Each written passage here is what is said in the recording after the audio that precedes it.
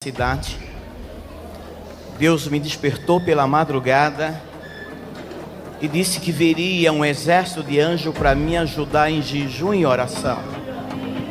E eu pensava que era anjo, que era só uma visão, mas não é uma visão, é uma realidade disso que Deus mostrou. Seja bem-vindo de verdade, porque foi o céu que mandou para que o Senhor viesse nos ajudar em oração. Pasteur alobi ete 3 jours avant papa koma na mboka ya Brésil abandaki kosenga kote baza na bapriere ya bagene, abandaki kosenga Nzambe atindela ye gloire moko mpona kosala ouverture ya bagene wana, nde eyaki komanifeste image ya papa epai ya pasteur. Nde alobi ete papa azali gloire oyo esali ete mpona ouverture ya présence ya prière na bango na kati na oyo esika pe na mboka ya Brésil. Amen libota.